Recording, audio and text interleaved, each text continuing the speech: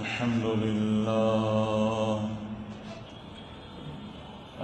لله نحمده ونستعينه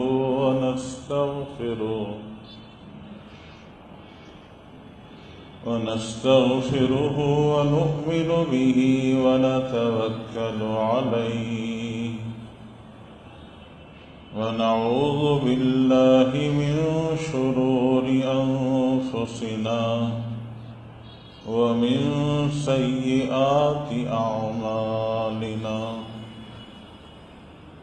من يهده الله فلا مضل له ومن يضلله فلا هادي له نشهد أن لا إله إلا الله وحده لا شريك له ونشهد أن سيدنا مولانا محمدا عبده ورسوله أرسله بالحق كافة للناس بشيرا ونذيرا وداعيا إلى الله تعالى بإذنه وسراجا منيرا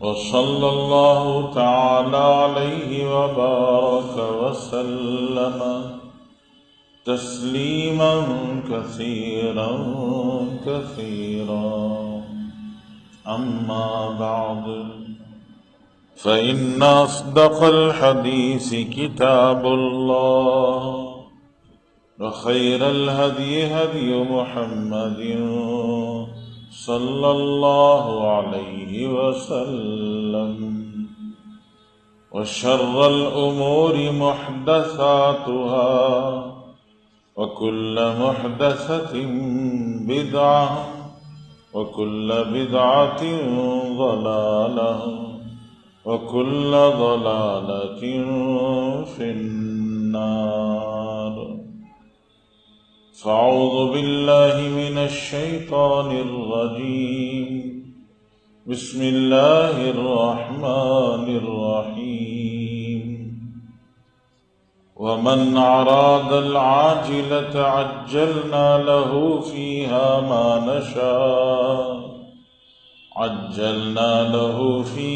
ما نشاء لمن نريد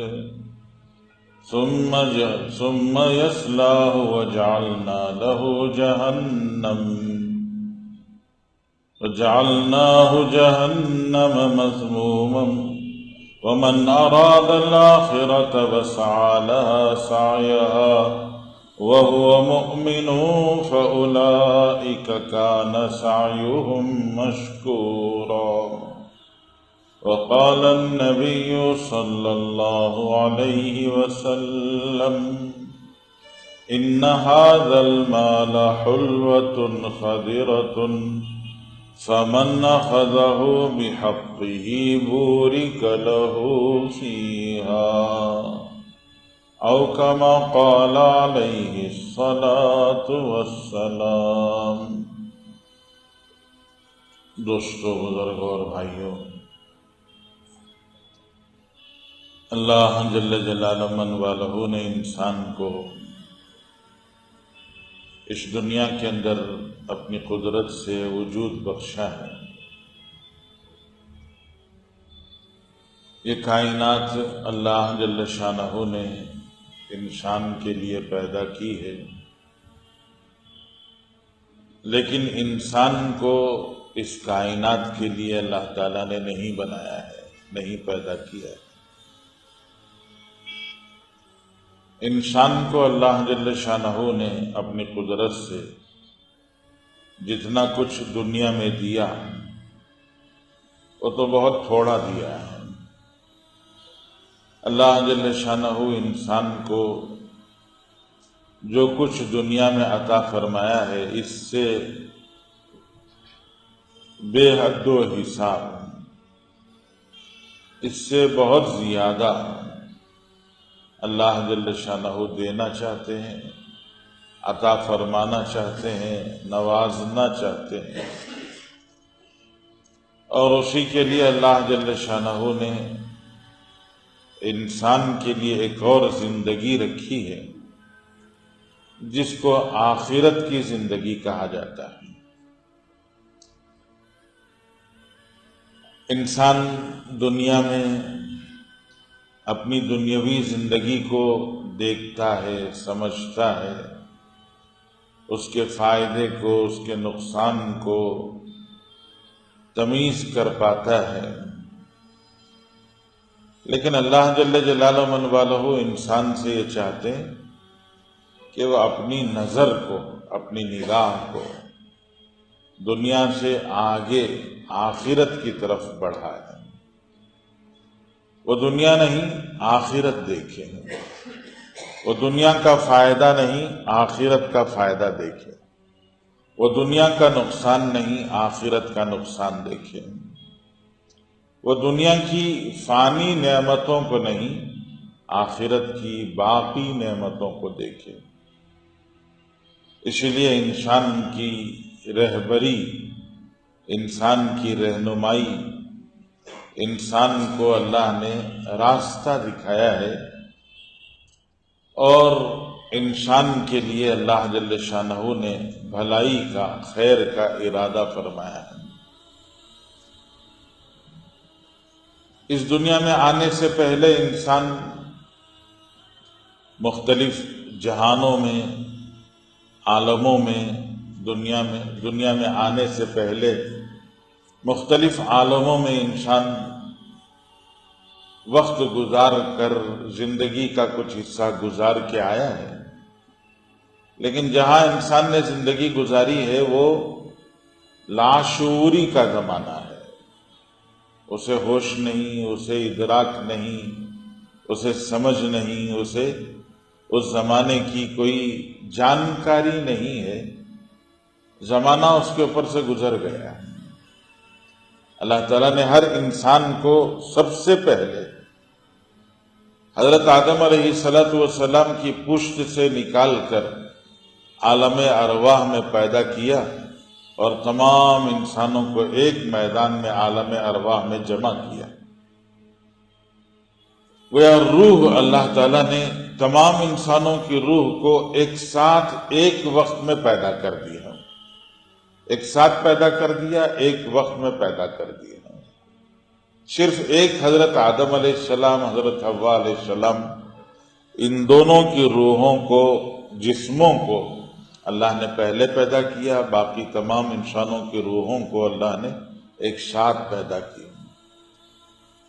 وہاں عالم ارواح میں ایک میدان الستو، اس میدان میں اللہ جل شانہ نے تمام انسانوں کی روحوں سے عہد لیا، سوال کیا۔ اللہ تعالیٰ کا سوال تھا، الست بربکم، کیا میں تمہارا پالنہار نہیں ہوں؟ کیا میں نے تمہیں پیدا نہیں کیا ہے؟ چونکہ وہاں اس میدان میں، اس عالم میں انسان کے سامنے اللہ کی قدرت کھلی ہوئی تھی۔ دنیا میں اللہ تعالیٰ نے اپنی قدرت کے اوپر اسباب کا پردہ ڈال دیا ہے۔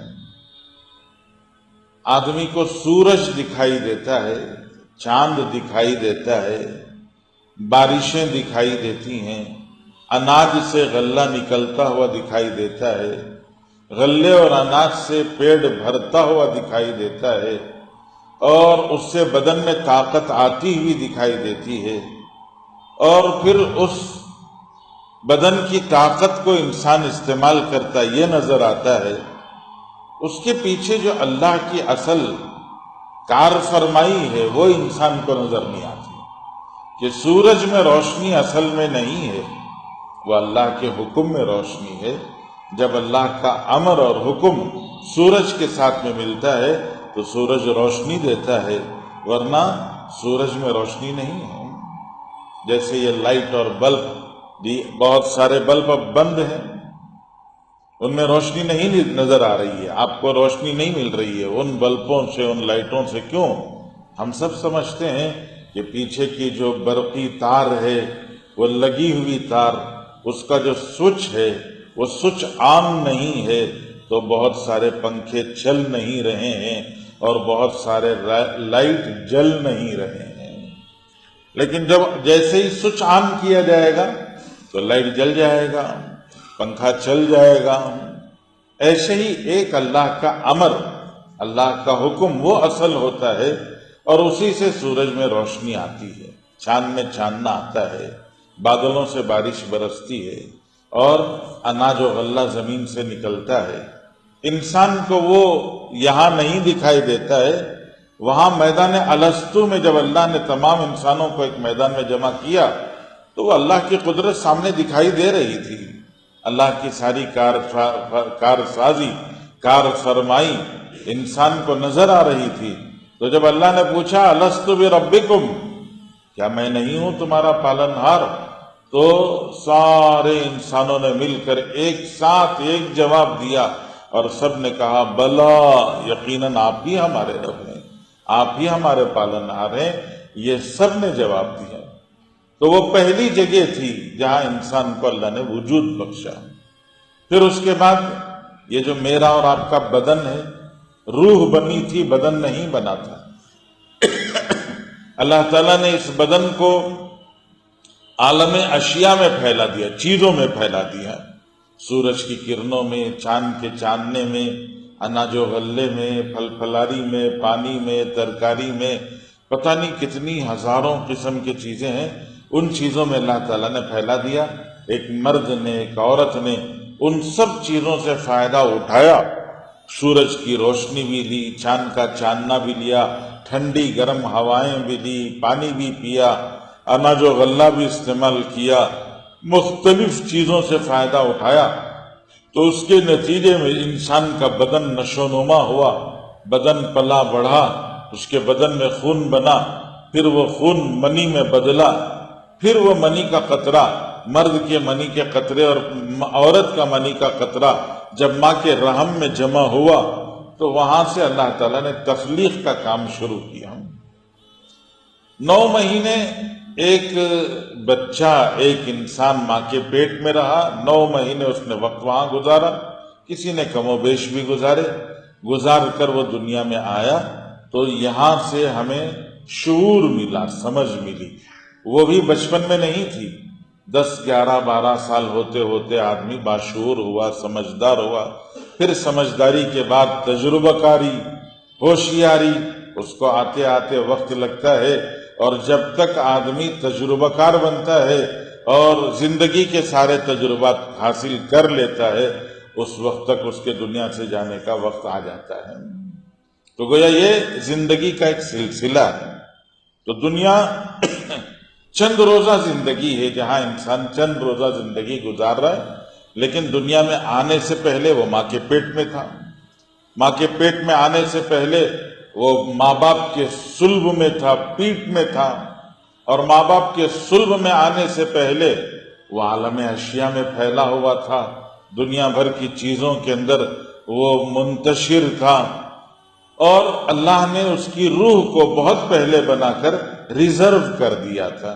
جب ماں کے پیٹ میں 4 مہینے میں بچہ پورا پیدا ہوا، آنکھ بنی، ناک بنی، ہونٹ بنے، اور سارے اعضاء بن کے تیار ہوئے، تو 4 مہینے میں جب پورا بدن بن گیا تو اللہ نے وہ روح جو ریزرو رکھی تھی اس روح کو اس بدن میں داخل کیا، تو بدن کا اور روح کا رشتہ بنا، بدن اور روح مل کر ایک جسم، ایک جان بنے، اور یہ جسم اور یہ جان کا رشتہ اس وقت تک باقی رہتا ہے جب تک موت نہیں آ جاتی۔ جب موت آتی ہے تو پھر کیا ہوتا ہے کہ جسم اور روح دونوں کا رشتہ ختم ہو جاتا ہے، جسم قبر میں چلا جاتا ہے، قبر میں رکھ دیا جاتا ہے، قبر میں جسم چلا جاتا ہے، اور انسان کی روح برزخ میں چلے جاتی ہے، عالم برزخ کو روح چلے جاتی ہے۔ پھر برزخ میں سارے انسان قیامت کا انتظار کرتے ہیں۔ یہ جو جسم تھا وہ گل کر، سڑ کر ختم ہو جاتا ہے، پورا جسم ختم ہو جاتا ہے، سارا جسم مٹی فنا ہو جاتا ہے، اس کی ہڈیاں بھی بودا ہو جاتی ہیں، ہڈیاں بھی گل جاتی ہیں، کچھ بھی باقی نہیں رہتا، سب کچھ ختم ہو جاتا ہے، پورا انسان فنا ہو گیا، سب ختم ہو گیا۔ اور کبھی کبھی مٹی میں نہیں۔ ہمارے ایک بزرگ تھے حضرت شاہ وسیع اللہ صاحب رحمۃ اللہ علیہ، ان کا حج کا سفر تھا۔ حج کے سفر میں جانے سے پہلے حضرت اپنے مریدین کے ساتھ، خاص لوگوں کے ساتھ میں مجلس میں بیٹھتے، تو مجلس میں بیٹھے بیٹھے اچانک حضرت جی ایک شعر پڑھتے ہیں، عجیب شعر پڑھتے، لوگوں کو سمجھ میں نہیں آتا تھا کہ کیا شعر پڑھ رہے ہیں حضرت کے شعر پڑھتے، پھول کیا ڈالو گے میری مرقد پر تم، خاک بھی تم سے ڈالی نہ جائے گی۔ پھول کیا ڈالو گے میری مرقد پر تم، میری قبر پر پھول کیا ڈالو گے، تم سے تو مٹی بھی نہیں ڈالی جائے گی۔ لوگ سمجھتے نہیں تھے جی، حضرت بار بار شعر پڑھتے، پھول کیا ڈالو گے میری مرقد پر تم، خاک بھی تم سے ڈالی نہ جائے گی۔ لوگ سنتے سمجھتے نہیں جی کیا پڑھ رہے ہیں حضرت کا حج کا سفر شروع ہوا تو اتفاق اللہ کا کرنا کہ کشتی میں، جہاز میں حضرت کا انتقال ہو گیا۔ وہاں جدہ والوں سے انہوں نے رابطہ کیا، جہاز کو جدہ پہنچنے میں دیر ہو رہی تھی، اور یہ جو میت تھی، اس میت کو تمام ساتھیوں کا، سفر کرنے والوں کا خیال تھا کہ جدہ تک لے جا کر جدہ میں قبر بنا کر حضرت کو دفن کیا جائے، لیکن جہاز مسلسل تاخیر ہوتی جا رہی تھی، تو لوگوں نے آخری میں فیصلہ کیا کہ اب اس کو مزید انتظار نہیں کیا جا سکتا، تو انہوں نے اس میت کو پانی کے حوالے کر دیا۔ جب میت پانی کے حوالے کیے تو تب حضرت کا شعر یاد آیا کہ حضرت یہ پڑھتے تھے، پھول کیا ڈالو گے میری قبر پر تم، خاک بھی تم سے ڈالی نہ جائے گی۔ پھول تو دور کی بات، مٹی بھی نہیں ڈال سکو گے۔ تو کتنے جنازے ایسے ہیں جو پانی کے حوالے ہو گئے ہیں۔ اور آج کا نیا دور ہے، آج کے نئے دور میں کتنی میتیں ایسی ہیں جو فضا میں بکھر گئی۔ ہوائی جہاز کے حادثوں نے کتنی جہازوں، کتنے انسانی لاشوں کو ہواؤں میں بکھیر دیا ہے۔ تو یہ جو مٹی میں دفن نہیں ہوئے، وہ انسان جو پانی کے حوالے ہو گئے، وہ انسان جو ہواؤں میں بکھر گئے، وہ انسان جن کو درندوں نے کھا لیا، جن کو پرندوں نے کھا لیا، جن کو پتہ نہیں کہاں کہاں فنا کر دیا گیا، ختم کر دیا گیا، ان میں سے ہر انسان کی روح، جسم تو الگ الگ جگہ چلا گیا، کوئی جسم مٹی میں گیا، کوئی جسم پانی میں چلا گیا، کوئی جسم ہوا میں بکھر گیا، کوئی جسم درندوں کے پیٹوں میں چلا گیا، کوئی جسم پرندوں کے پوٹوں میں چلا گیا۔ یہ جسم تو الگ الگ جگہ گئے، لیکن تمام انسانوں کی روح برزخ میں چلی گئی۔ برزخ میں جا کر ساری روحیں انتظار کرتی ہیں، تو وہاں برزخ میں سب انتظار کر رہے ہیں۔ کس کا انتظار؟ حضرت اسرافیل علیہ السلام کے سور پھونکنے کا انتظار کر رہے ہیں کہ جب حضرت اسرافیل علیہ السلام پہلی دفعہ سور پھونکیں گے تو ساری دنیا میں قیامت برپا ہوگی، پوری بنی بنائی یہ دنیا اجڑ جائے گی۔ اور پھر دوسری دفعہ جب حضرت اسرافیل علیہ السلام سور پھونکیں گے تو وہ جسم جو مٹی میں مل کر یا ہواؤں میں بکھر کر یا پرندوں کے پیٹوں میں جا کر، درندوں کے پیٹوں میں جا کر، یا پانی میں گل سڑ کر جو ختم ہو گئے تھے، وہ سارے کے سارے جسم اپنی روح کے ساتھ، برزخ میں جو روح ہوگی وہ روح ایک نئے جسم کے ساتھ میں پھر کھڑی ہوگی۔ ایک نیا جسم ملے گا اور اس نئے جسم کے ساتھ میں اللہ تعالیٰ اس روح کو دوبارہ زندہ کر کے کھڑا کریں گے۔ حشر کے میدان میں میں اور آپ صرف روح سے نہیں، حشر کے میدان میں میں اور آپ اپنے جسم اور روح کے ساتھ میں پہنچیں گے۔ حشر کے میدان میں آدمی، اللہ کے رسول صلی اللہ علیہ وسلم فرماتے ہیں جب کھڑا ہوگا حشر کے میدان میں تو بالکل ننگا، بدن پر کپڑے نہیں ہوں گے، غرلن، اللہ کے رسول صلی اللہ علیہ وسلم فرماتے ہیں حفاتن عوراتن غرلا، اللہ کے رسول صلی اللہ علیہ وسلم فرماتے ہیں کہ بدن پر کپڑے نہیں ہوں گے، پیروں میں چپل نہیں ہوں گے، اور یہ بدن کے اوپر کی جو داڑھی کے بال یہ سارے کے سارے گر چکے ہوں گے، چہرے پر بال نہیں ہوں گے۔ اس طرح سے انسان دوبارہ کھڑا ہوگا۔ اب وہاں اللہ تعالیٰ اس کو جوڑا دیں گے. جوڑا کیسے دیں گے؟ سب سے پہلے جو جوڑا پہنایا جائے گا وہ حضرت ابراہیم علیہ السلام کو پہنایا جائے گا کہ حضرت ابراہیم علیہ السلام نے دنیا کے اندر یہ نیا دستور حضرت ابراہیم نے شروع کیا تھا کہ حضرت ابراہیم علیہ السلام نے لوگوں کو کپڑے پہنائے تھے.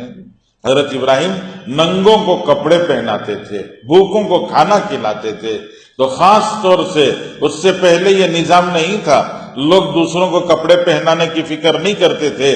خلعت، کپڑا پہنانا، یہ حضرت ابراہیم کا ایک وصف تھا، ایک خاص صفت تھی. وہ ننگوں کو تلاش کر کے کپڑے پہناتے تھے. اس کی وجہ سے علماء فرماتے ہیں سب سے پہلے اللہ جل شانہ حضرت ابراہیم علیہ السلام کو جوڑا پہنائے.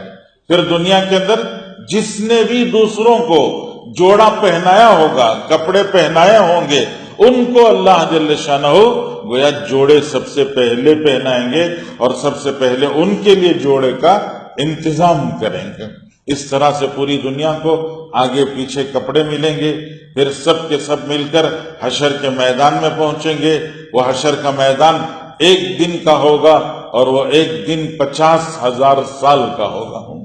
وہ 50,000 سال کا ایک دن. پھر وہاں حساب کتاب ہوگا. حساب کتاب کس کا؟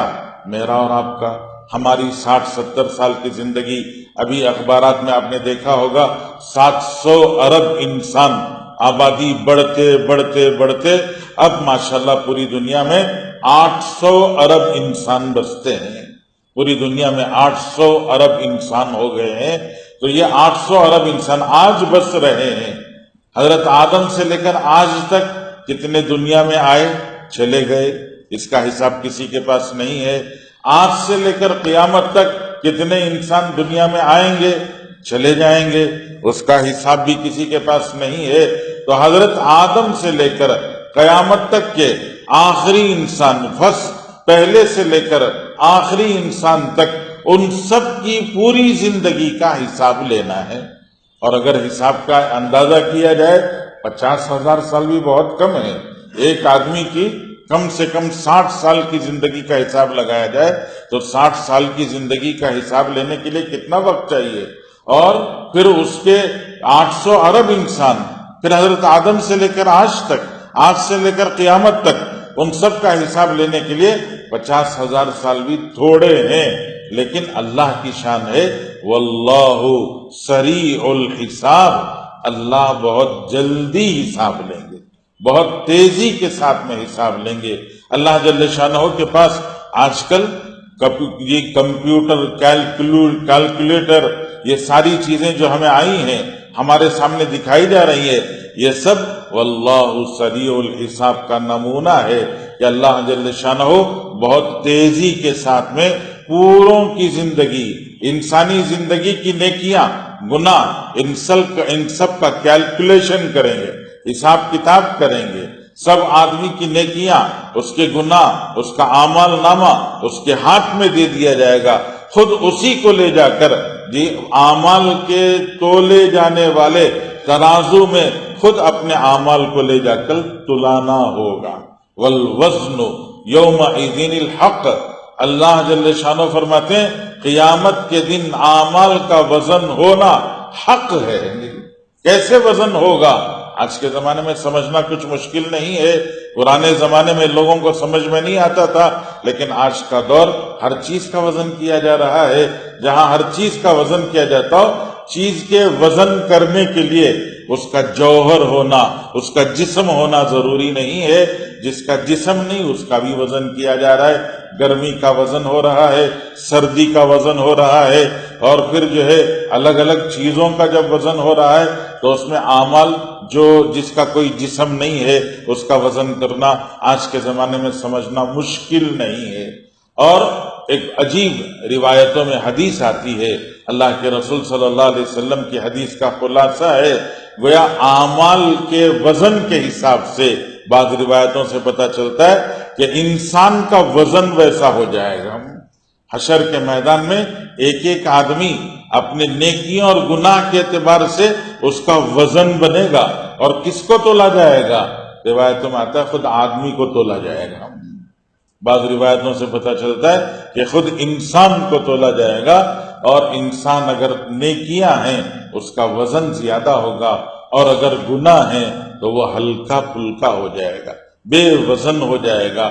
جیسے آج دنیا میں یہاں ہم بھی کہتے ہیں جس کے اندر اخلاق نہیں ہوتے، جس کے اندر ایمان نہیں ہوتا، جس کے اندر یہ کردار اچھا نہیں ہوتا، اور جس کے یہ کیریکٹر اچھے نہیں ہوتے ہیں، اس کو دنیا کے لوگ بھی کہتے ہیں بے وزن آدمی ہے، اس کا کوئی وزن نہیں ہے، معاشرے میں اس کا کوئی وزن نہیں۔ تو ایسے کل قیامت میں بھی جس کی نیکیاں نہیں ہوں گی اس انسان کا کوئی وزن بھی نہیں ہوگا۔ تو بہرحال میں آپ کو یہ سنانا چاہتا ہوں کہ ایک آخرت کی زندگی ہے۔ اللہ جل جلالہ من والہ قرآن پاک میں پورا قرآن، اللہ کا پورا کلام 3 مضمون پر مشتمل ہے۔ اللہ جل شانہ نے پورے قرآن میں 3 باتیں سمجھائی ہیں، اور انہی 3 باتوں کو فوکس کیا ہے، انہی 3 باتوں کو اللہ نے بار بار یہ سمجھا کر آگے پیچھے کر کے اسی کو اللہ تعالیٰ نے سمجھایا ہے۔ ایک توحید، اللہ کی یکتائی، اللہ اکیلے ہیں، تنہا ہیں، بے نظیر ہیں، اللہ کا کوئی شریک نہیں ہے، ساری قدرت، ساری کار فرمائی، ساری کار سازی سب کچھ اللہ کی ہے، اور انہی کے کرنے سے یہ سب کچھ ہو رہا ہے۔ اور لو کان فیہما آلہۃ الا اللہ لفسدتا، اللہ جل شانہ بہت سادے سے انداز میں سمجھاتے ہیں کہ دیکھو ایک گاڑی کے اگر 2 ڈرائیور ہو جائیں، ڈرائیونگ سیٹ پر 2 آدمی بیٹھ جائیں، اور 2 آدمی مل کر دونوں سٹیئرنگ بھی سنبھال لیں، اور دونوں ایکسیلیٹر پر پیر بھی رکھ دیں، دونوں بریک پر بھی پیر رکھ دیں، اور دونوں ایک ساتھ گاڑی کو اگر چلائیں تو ظاہر بات ہے کہ گاڑی چل نہیں سکتی ہے۔ ایک گاڑی کو 2 ڈرائیور مینٹین نہیں کر سکتے ہیں، نہیں چلا سکتے۔ ایک آدمی چاہے گا کہ سپیڈ زیادہ ہونی چاہیے، وہ پوری طاقت کے ساتھ میں ایکسیلیٹر دبائے گا، اور دوسرا پوری طاقت کے ساتھ میں بریک دبائے گا۔ ایک آدمی داہنی طرف موڑنا چاہے گا، دوسرا بائیں طرف موڑنا چاہے گا، تو پوری گاڑی کا سسٹم وہ جام ہو جائے گا، خراب ہو جائے گا، سسٹم بیکار ہو جائے گا۔ اللہ جل شانہ نے اس سادی سی مثال سے قرآن میں سمجھایا کہ پوری کائنات کو چلانے کی جو ڈرائیونگ سیٹ ہے، سوچ کر دیکھو اس ڈرائیونگ سیٹ پر 2 بیٹھے ہوتے تو کوئی تو سورج کو داہنے گھماتا، کوئی سورج کو بائیں گھماتا، کوئی بارش کو جو ہے بریک لگاتا، کوئی بارش کو ایکسیلیٹر دباتا، تو بارشیں ہوتی کہ نہیں ہوتی؟ سورج کا نظام یہ چلتا کہ نہیں چلتا؟ دنیا کا نظام باقی رہتا کہ نہیں رہتا؟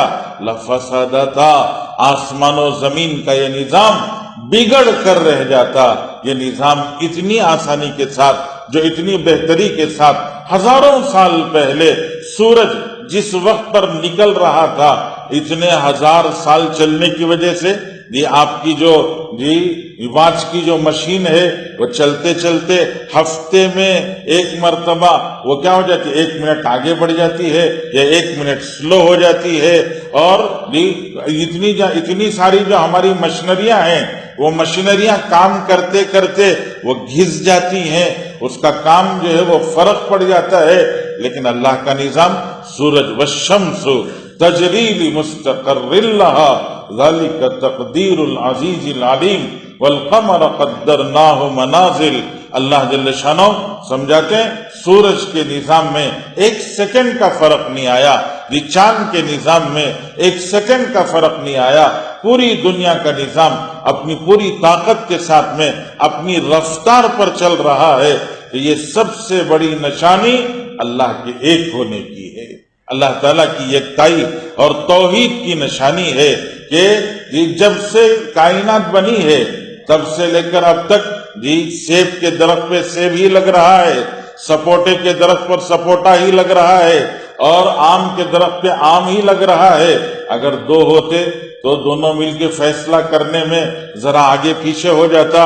ایک کو غصہ آتا، کہتا 1000 برس سے صرف سیب ہی کیوں نکلے، کہ اب تو اس میں آم نکلنا چاہیے، سپوٹے کی جگہ پر سنترا آنا چاہیے، یہ تربوز اتنا بڑا ہی کیوں؟ اتنے زمانے سے آج تک وہ تربوز کو چھوٹا سپوٹے کے جیسا ہو جانا چاہیے، سپوٹے کو تربوز کے جیسا ہو جانا چاہیے۔ الگ الگ انسان سوچ سکتا ہے۔ بزرگوں نے لکھا ہے، ایک لطیفہ ہے، میں آپ کے سامنے عرض کروں کہ انسان کچھ چیزیں سمجھنے کی کوشش کرتا ہے، اپنے دماغ سے سمجھنے کی کوشش کرتا ہے تو اس کا دماغ کام نہیں کر سکتا، سمجھ میں نہیں آ سکتا۔ ایک آدمی یہ بڑے گھنے درخت کے سائے کے نیچے سویا ہوا تھا، سوئے سوئے اس نے سر اٹھا کے دیکھا تو آم کا درخت اس کا سایہ دار وہ سایہ تھا۔ اس نے دیکھا اتنا بڑا درخت، اتنا مضبوط تنا اور اتنی بڑی بڑی ڈالیاں، اور اتنے مضبوط تنے کی اتنی بڑی بڑی ڈالیوں میں درخت جو لگا ہے وہ اتنا چھوٹا، پھل اتنا چھوٹا سا پھل لگا ہوا ہے۔ وہ ذرا آگے بڑھا، پھر اس نے دیکھا کہ ایک وہ لوکی جو کدو کا اتنی باریک سی بیل ہے، اور اتنی باریک سے بیل پر اتنا بڑا کدو لگا ہوا ہے۔ اس نے خود ہی دماغ میں سوچا کہ پروردگار ہم سے کم مشورہ کر لیتے، پوچھ لیتے کہ کون سی چیز کہاں لگانا چاہیے، اتنے بڑے درخت پر اتنا چھوٹا سا پھل آپ نے لگا دیا، اور اتنی باریک سی بیل پر آپ نے اتنا بڑا کدو لگا دیا، کوئی انصاف ہے؟ یہ بڑے درخت پر بڑا کدو لگتا اور چھوٹی چھوٹی ڈالیوں پر، چھوٹی چھوٹی بیلوں پر چھوٹے چھوٹے پھل لگتے تو اچھا بھی لگتا، خوبصورت بھی دکھتا، آپ نے یہ کیا کیا ہے؟ اللہ تعالیٰ سمجھانا چاہتے ہیں، وہ درخت کے آم کے درخت کے سائے کے نیچے سویا تو اللہ کا کرنا اوپر سے ایک چھوٹا سا آم جو وہ کٹ کر آ کے اس کے سر پہ گرا۔ وہ اچانک بیدار ہو کے اس نے دیکھا کہ سر پر کیا پڑا ہے، تو پتا چلا کہ وہ آم اوپر سے کٹ کے میرے سر پہ گرا ہے۔ اس نے سر پہ ہاتھ رکھ کے اللہ کا شکریہ ادا کیا، پروردگار کدو گرتا تو کیا حال ہوتا۔ تو اللہ کو معلوم ہے کون سی چیز کہاں لگانا چاہیے، یہ اس کی قدرت ہے، وہ اپنی قدرت سے ساری کار سازیاں کرتا ہے۔ وہ یکتا ہے، اکیلا ہے، تنہا ہے، وہ اس کا کوئی شریک نہیں ہے، اس کا کوئی وزیر نہیں ہے، اس کا کوئی مشیر، اس کا کوئی ایڈوائزر نہیں ہے جو اسے ایڈوائز کرے، مشورہ دے۔ وہ اپنی قدرت سے سب کچھ کرتا ہے، وہ تنہا ہے۔ دوسرا مضمون جو پورے قرآن میں بیان کیا گیا وہ مضمون ہے رسالت کا۔ اللہ کے پیغمبر، انسانوں کو ایک رہبر چاہیے، انسانوں کے اس غلے کے لیے ایک رہبر چاہیے، اور وہ رہبر اللہ نے دیا۔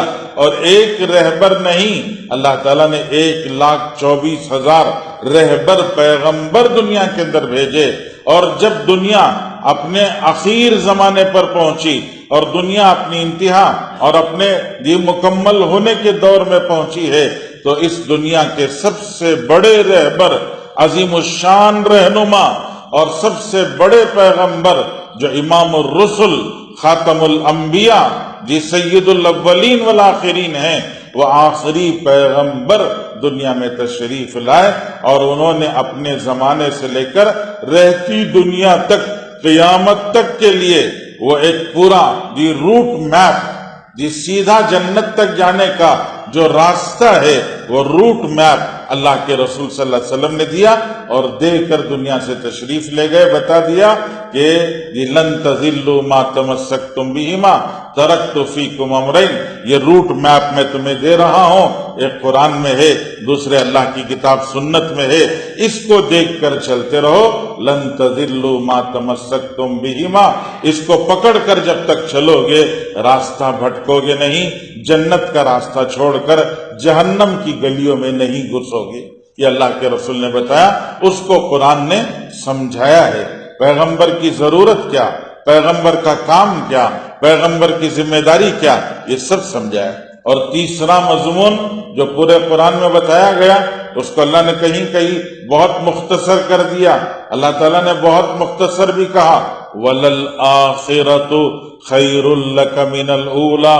یہ بہت چھوٹے لفظ میں اللہ نے پورے قرآن کے اس مضمون کو لا لیا ہے۔ اللہ تعالیٰ فرماتے ہیں دنیا سے آخرت بھلی ہے، وَلَلْآخِرَةُ خَيْرٌ لَكَ مِنَ الْأُولَى، دنیا سے آخرت تمہارے لیے بھلی ہے۔ دنیا میں انسان دو چیزیں جی دیکھتا ہے، ایک اپنا ظاہری نفع جی نقد فائدہ، ظاہری لذت، نقد لذت، فوراً ملنے والی لذت، یہ ایک انسان دیکھتا ہے۔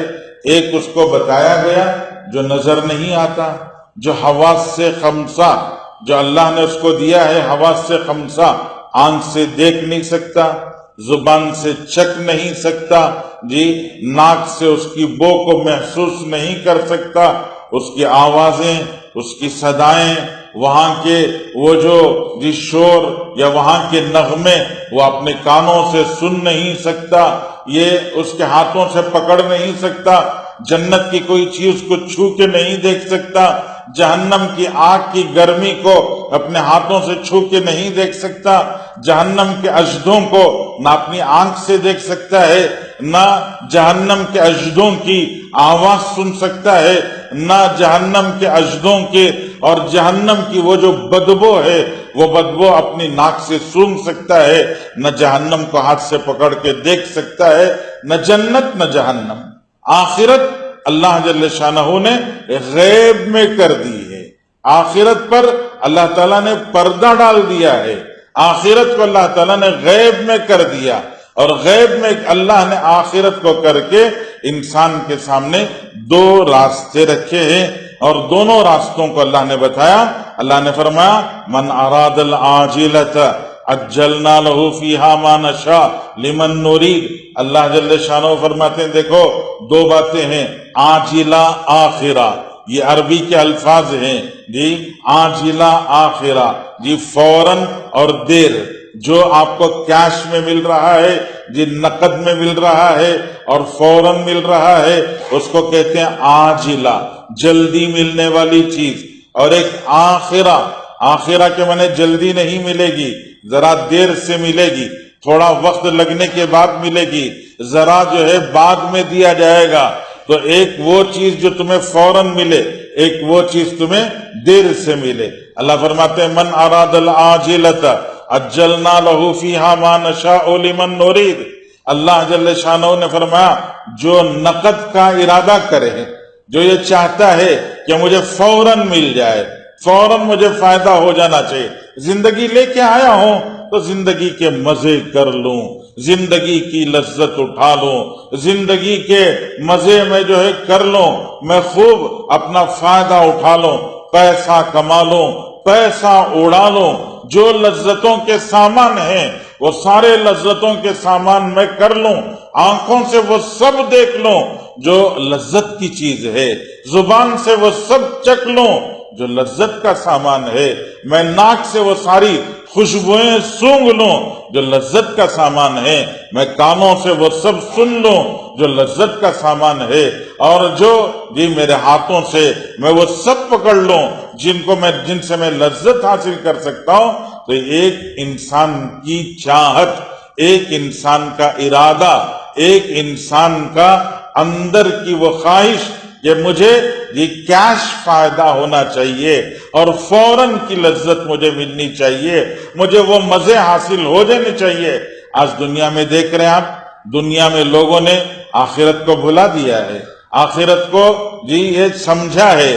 لوگ کچھ مذہب، کچھ لوگ تو ایسے ہیں جن کے پاس آخرت کا تصور ہی نہیں ہے، جنہوں نے یہ سمجھا ہی نہیں کہ مرنے کے بعد بھی کوئی زندگی ہے، موت کے بعد بھی پھر جینا ہے، مرنے کے بعد بھی پھر اٹھنا ہے۔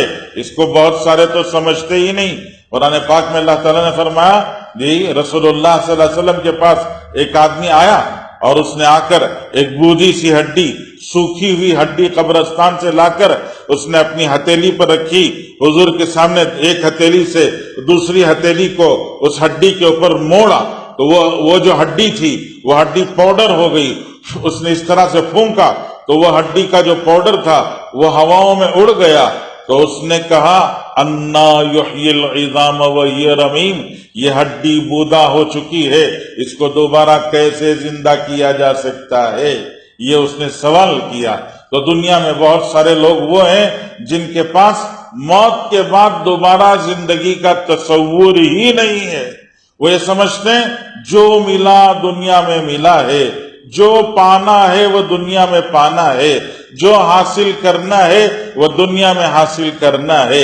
تو اللہ نے قرآن پاک میں فرمایا وَمَنْ أَرَادَ الْعَاجِلَةَ، جو سب کچھ دنیا میں پانا چاہتا ہو تو ہم عَجَّلْنَا لَهُ فِيهَا مَا نَشَاءُ، ہم اس کو دے دیں گے، وہ نہیں دیں گے جو وہ چاہے گا، وہ دیں گے جو ہم چاہیں گے، اور ان کو دیں گے لمن نرید، ان کو دیں گے جن کو ہم دینا چاہیں گے۔ سب کو نہیں ملے گا جی، سب کو لذتوں کے، مزوں کے، جی آزاد زندگی کے گزارنے، جی کی خواہشوں کے پورا کرنے، من موجی منمانی کرنے کے سب کو موقع نہیں ملیں گے۔ کچھ لوگ ہوں گے جن کو موقع ملے گا، جو اپنی لذتیں اٹھائیں گے، جن کے پاس جی کوئی تمیز نہیں ہوگی۔ پینے کے لیے کیا ہونا چاہیے؟ پانی ہی پینا چاہیے، صرف دودھ استعمال کرنا چاہیے، حلال اور پاک چیز شہد استعمال کرنا چاہیے۔ ان کے پاس پانی کے پینے کی چیزوں میں تمیز نہیں ہوگی، وہ سب کچھ پی جائیں گے۔ جو پینا چاہیے وہ بھی پی لیں گے، جو پینا نہیں چاہیے وہ بھی پی جائیں گے، سب پی جائیں گے۔ جب انسان کی عقل مت ماری جاتی ہے تو پھر کچھ چیزیں ان کو مذہب کے نام پر پلا دی جائیں گی، کچھ چیزیں خواہش کے نام پر پلا دی جائیں گی، خواہش کے نام پر کچھ پی جائیں گے، کچھ مذہب کے نام پر پی جائیں گے۔ تمیز یہ نہیں ہوگی کہ کیا پینا چاہیے کیا نہیں پینا چاہیے، کیا کھانا چاہیے کیا نہیں کھانا چاہیے، کیا کرنا چاہیے کیا نہیں کرنا چاہیے۔ بیٹی، ماں، بہن، یہ تمیز ختم ہو جائے گی۔ بیوی اور عام عورت، اس کی تمیز کو ختم کر دیا جائے گا، اور خواہشیں انسان جہاں چاہے وہاں پورا کر سکتا ہے۔ وہ خواہشیں جن کے پورا کرنے میں جانوروں نے بھی تمیز رکھی ہے۔ آپ جانوروں میں بھی تحقیق کریں، جانوروں میں بھی تمیز ہے۔ جانور بھی ہر جگہ اپنی خواہش نہیں پوری کرتا ہے، جانور بھی تمیز رکھ کر خواہش پوری کرتا ہے۔ بہت سارے جانور، یہ دنیا کے تمام جانوروں کے بارے میں یہ متفقہ فیصلہ ہے، صرف ایک جانور جو گندا جانور سمجھا جاتا ہے، اس ایک جانور کے علاوہ سارے جانوروں کے بارے میں تحقیق ہے کہ جانور جس ماں سے پیدا ہوتا ہے اس ماں سے اپنی خواہش نہیں پوری کرتا ہے۔ ہر جانور کے اندر یہ تمیز ہے، اس کو اپنی ماں کی ایک تمیز باقی رہتی ہے، اس کی خوشبو سے، ماں کی خوشبو سے وہ اپنی ماں کو پہچانتا ہے۔ جی کتابوں میں لکھا ہے، لمبا ہوگا میں جی پھر موقع ملے گا تو عرض کروں گا کہ جانور کے اندر اس درجے تمیز ہوتی ہے، لیکن جب انسان آخرت کو بھول جاتا ہے، مرنے کے بعد دوبارہ زندہ ہونے کے عقیدے اور تصور کو ختم کر دیتا ہے، تو پھر اس کے پاس ماں کی تمیز، بہن کی تمیز، بیوی کی تمیز، جی عام عورت کی تمیز، بیٹی کی تمیز، یہ ساری تمیزیں ختم ہو جاتی ہیں، اور وہ اپنے آپ کو سمجھتا ہے کہ میں آزاد ہوں اور میں آزادی کے ساتھ میں زندگی کا لطف لے رہا ہوں۔ وہ یہ سمجھتا ہے کہ میں زندگی کا لطف لے رہا ہوں۔ اللہ فرماتے ہیں وَمَنْ أَرَادَ الْعَاجِلَةَ، اس نے نئی تازہ جی فائدے کو، فوراً ملنے والی لذت کو اس نے چاہا، ہم نے بھی اس کو وہ دے دیا، لیکن سب کو نہیں دیا۔ لمن نشا لمن نرید، جس کو ہم چاہتے ہیں اسی کو دیتے ہیں۔ پھر کیا ہوتا ہے؟ پھر اس کو جہنم میں ذلیل بنا کر لا کر کھڑا کیا جاتا ہے، مجرم بنا کر لا کر کھڑا کیا جاتا ہے۔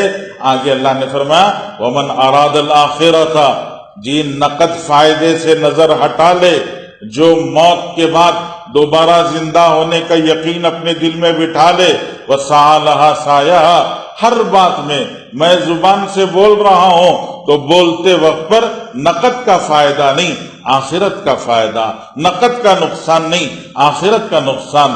میں ماں سے بات کر رہا ہوں، میں باپ سے بات کر رہا ہوں، میں ایک عام انسان سے بات کر رہا ہوں، میں اپنے دکان میں بیٹھ کر ترازو میں کوئی چیز تول رہا ہوں، کپڑا بیچنے والا کپڑا کاٹ رہا ہوں، جی کوئی اور چیز بیچنے والا اپنے سامان کو فروخت کر رہا ہوں، تو میں فروخت کرتے وقت پر فوراً ملنے والا کیش نفع نہیں، مجھے آخرت کا فائدہ بھی سامنے رکھنا چاہیے، آخرت کا نقصان بھی سامنے رکھنا چاہیے۔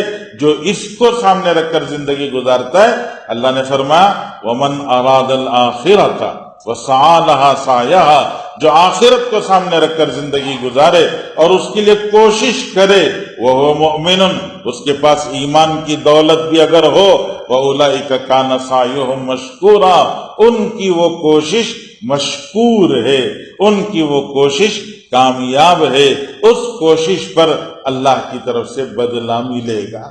اس لیے بزرگوں، یہ ساری بات گویا میں نے آپ کے سامنے رکھی ہے، اور اسی لیے رکھی، گزشتہ کئی ہفتوں سے میں نے آپ کے سامنے علامات قیامت عرض کی، علامات قیامت عرض کر کر اب گویا آپ کے سامنے یہ عرض کرنا ہے کہ قیامت آ ہی جائے گی، وقوع پذیر ہو جائے گی۔ قیامت کے بعد ہم اللہ کے سامنے حساب کتاب کے لیے کھڑے ہوں گے، تو وہاں خالی ہاتھ کھڑے ہوں تو فائدہ نہیں ہے۔ اس قیامت کے بعد آنے والی زندگی کو آج سوچنا ہوگا، اور عاجلہ سامنے کے فائدے کو نہیں، پیچھے کے فائدے کو، سامنے کے نقصان کو نہیں، پیچھے کے نقصان کو سامنے رکھ کر زندگی گزارنا ہوگا۔ اللہ مجھے آپ کو، پوری امت کو توفیق نصیب فرمائے۔ وآخر دعوانا ان الحمد للہ۔